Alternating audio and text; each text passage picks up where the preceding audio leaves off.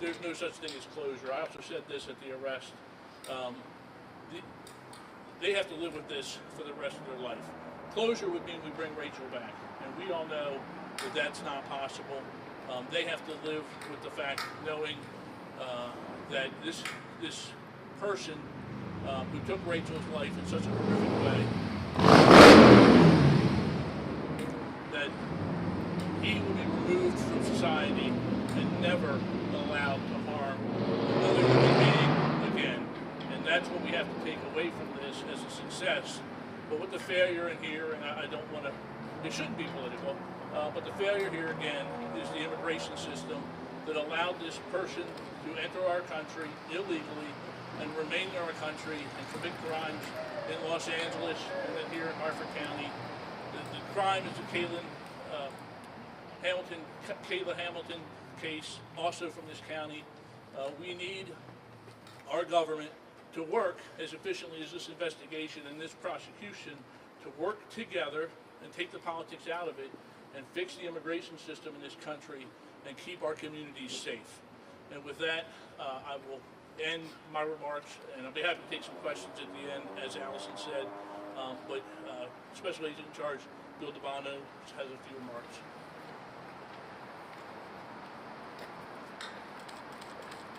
Thank you, Sheriff Taylor.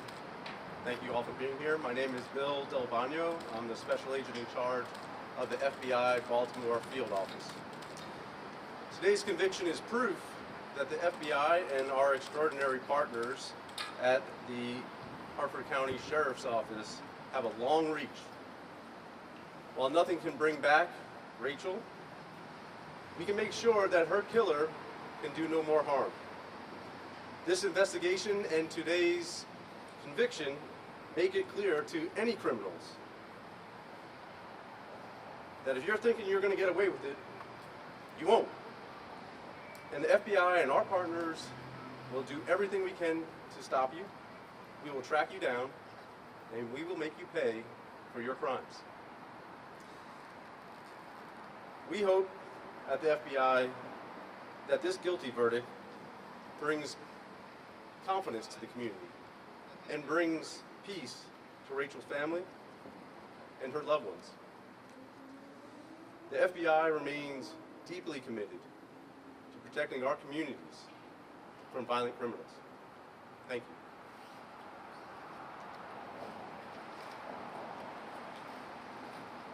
Good evening, everyone. My name is Mike McCarthy. I am the Special Agent in charge for Homeland Security's Baltimore Field Office. Today, justice has been served. A jury has returned a guilty verdict in the case of Mr. Martinez Hernandez, who has been convicted of the murder of Rachel Morin.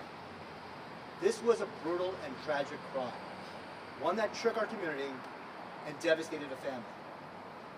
I want to begin by thanking the outstanding men and women of the Harford County Sheriff's Office. Their dedication and persistence led to the swift and thorough investigation of this case. Their tireless efforts ensured that the truth came to light. I also want to thank our prosecutors and everyone in the Harford County State's Attorney's Office for their exceptional work. They approached this case with the seriousness and focus it demanded, and they ensured that the facts were presented clearly and forcefully in court.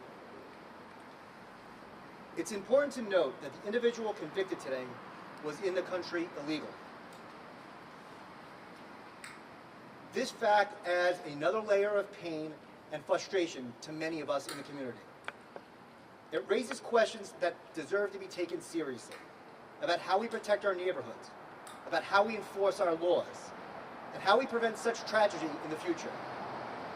To the family of Rachel, I know this day is filled with emotion. While no verdict could undo the loss you've endured, I hope today's outcome brings some measure of justice and a small step toward healing. Your strength and perseverance have been remarkable, and our hearts remain with you. Our community remains committed to public safety and to the rule of law.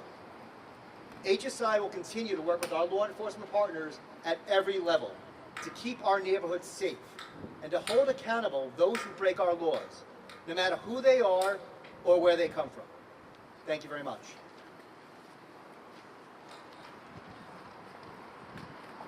now Marcus Espinoza with News Station. Hi. This is a question for anybody who may feel free to answer it.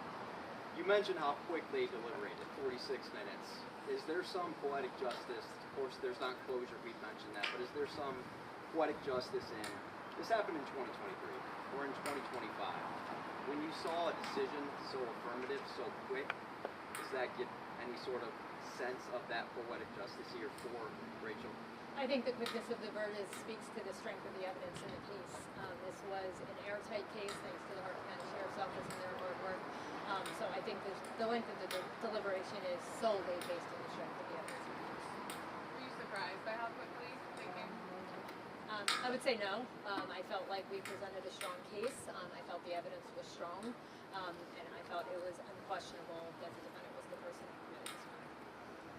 Ms. Healy, we saw evidence during this trial that it appeared the defendant had been watching videos on reports about this case. One of the screenshots we saw has you in it.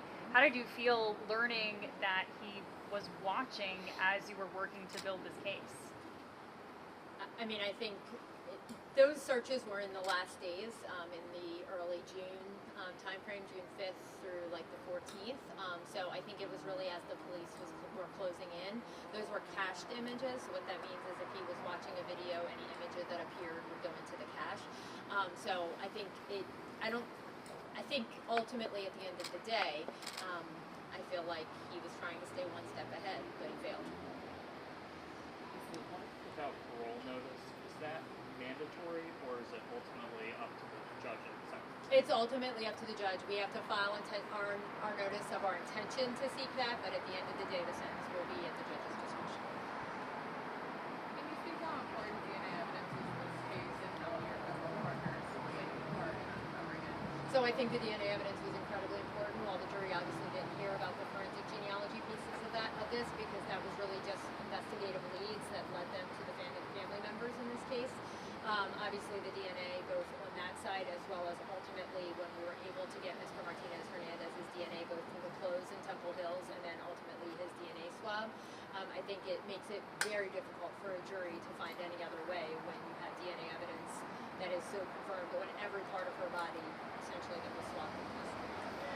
How confident are you that the no parole will be granted? At the end of the day, that's the judge's decision. Obviously, we will make, we'll make our arguments. Frankly, we'll ask for more than life without parole, most likely, because the sentences can run consecutively. So, as I said, it's life without parole on the murder, it's life on the rape, and then some additional years. So, ultimately, though, at the end of the day, it'll be up to Judge Curtin. I will say, she sat and watched this trial. She saw what a violent and brutal and vicious attack this was, and I hope that she'll consider that ultimately what she considers. And if you could have, would you have pursued the death penalty? Yes, I would. Yes. During the second round of rebuttal, during the closing argument, you could really hear like your anger and your passion. Talk to us about the emotion that comes from this. I mean, you're presenting the facts, but there's got to be an emotional level for you as well. There is. Obviously, as you heard, I worked this case from the very beginning. I actually went to the crime scene the day this happened, so I've been in it from the very beginning. It was a horrific crime, and my sole goal here was to make sure that we got justice for Rachel. And so, at the end of the day, I needed it to be clear that what the defense was arguing just, frankly, is preposterous. And so we wanted to make it clear to the jury that it is obvious, and showing a little emotion is okay sometimes in the courtroom, and usually rebuttal is the time to do that, and that's when you commonly will see me do that. But so that's why you saw it. Obviously, it's important to me. I have built a relationship with Patty and Rebecca and Michael and all these family members. We've had many, many conversations, many, many meetings leading up to this trial. So not just for our law enforcement or for me, it was most important for me to get justice for them and for the kids who, I have formed a relationship with, some of them as well.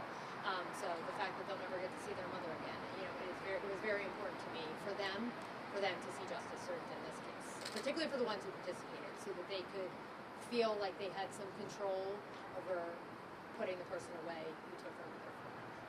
Just an opportunity here to maybe talk about, how to remember Rachel, who she was, because it can be caught up in the person who's now convicted for the crime. Sure. And that, of course, there was the victim. So what I've learned, obviously, is that she has several siblings, all of which think incredibly highly of her. she seems to have had good relationships with all of them. Obviously with her mom, who we've seen and heard from a lot during this case. I know that her children were devastated by this loss. It seems that I know that things like she was the best mom and things of that nature really came out. Obviously, exercising was important to her. She was incredibly physically fit. Went to the gym that day and then to the trail. I know the trail was a beloved place for her. From what I've learned, she has been known to be on that trail for years. Doing this daily walk. So it was her safe place. It was the place she went to sort of have. I think Mr. Tobin said in the trial that was where she had her time. Those are the things I've learned about her. I wish I knew more. I wish this isn't the way that I knew or remember her. And I hope that her family continues to remember those other things and not just this case. Go ahead. Harper County is a historically safe community. It is. There's not a lot of crime here. Can you talk about, what this crime did to the community and now what this conviction will likely mean for everyone? So I think that's why this crime shook our community so much, is that we are historically a very safe crime. We are still a safe county. I want that to be clear. Harper County is a safe place to live and work and raise your family. However, at the end of the day, when these crimes get committed, we want criminals to understand you will be investigated, you will be found, you will be prosecuted, you will be convicted, and you will go to jail. That's what we want people to know from this. And I think the nature of this crime and that we don't generally have crimes like this is why it shook our community so deeply. Any concerns about appeals from the defense? I'm sure they will appeal on some issue.